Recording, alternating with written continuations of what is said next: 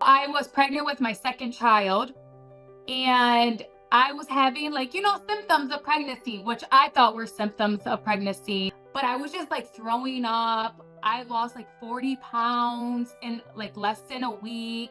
It was to the point where I couldn't even keep water down.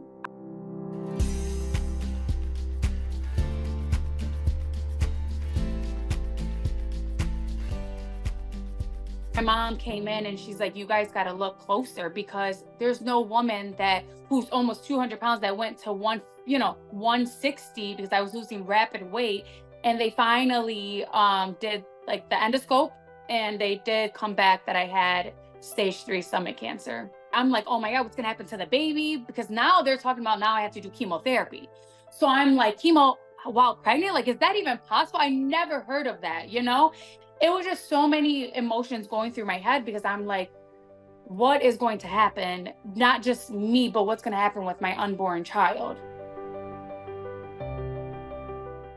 I didn't have options. They just said I need to do chemotherapy right away. If not, then it's basically going to spread, and then it's going to be too late. Like, they couldn't even wait to like deliver the baby, because the baby was only 17 weeks. But I did TPN, which helped me out a lot with the nutrition for me and the baby. So TPN is basically a nutrition they connect through the port, and it just gives me that nutrition that I wasn't able to get. So he was delivered at 35 weeks, so a month early. He came out at 35 weeks as a strong baby. It was just amazing. Even the doctors was just like, your baby did not give up, as well as you didn't give up for him either. I didn't even know you could live without a stomach. It was like, that's a major organ. I'm like, I don't want my stomach removed. And they were like, well, let's just do some genetic testing. And came back, I was positive. So that's when they said I had no choice. I had to remove my stomach completely.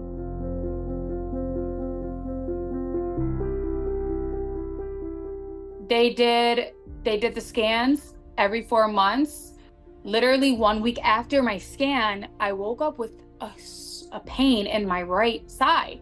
So I'm like, oh my gosh, like, what is this? I was so bad that I couldn't walk. I see the doctor's walking, and they're like, you have a huge mass in your right ovary. Like, I was just devastated. Like, there's not even words that I can describe how I felt. They even took a picture of it, because they couldn't even believe the size of the mass it was.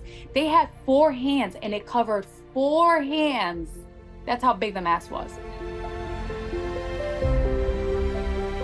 My oncologist, and she comes up and she's like, now this is not good. And I'm like, okay, what do you mean it's not good? She's like, now you're considered stage 4, non-curable, because it did spread. And now you have to do chemo we don't even have a end date. So I'm like, oh my God, I'm not gonna even see my kids grow. I'm not even, Yeah. I was just thinking the worst. But, I went back to the FU and the oxyplantin, and I did a PET scan. There was no signs of, cancer anywhere, which was very good. They took me off, and I've been good so far. But now it's like that journey ended with my stomach with chemotherapy. So now it's like I have to do my breast. How do you say that? I feel like I lost time within these 5 years due to my diagnosis with my kids. So now I just try to just be with them and spend that time that I lost with them. I'm so glad that I'm able to tell my story right now, because it's helping other women. Because if you would have asked me 3 years ago, I would have told you, no, I don't want to tell my story. Because I have people who write me that they're like, can you please, like, how do you do this? Like, how did you gain your weight? Because again, they told me I couldn't gain weight. I was 89 pounds. Now I'm 128 pounds. So I gained my weight back. I'm able to eat everything. Now I'm able to eat everything. I'm able to drink everything. When I tell these women this that are having problems, they're like, that gives them hope.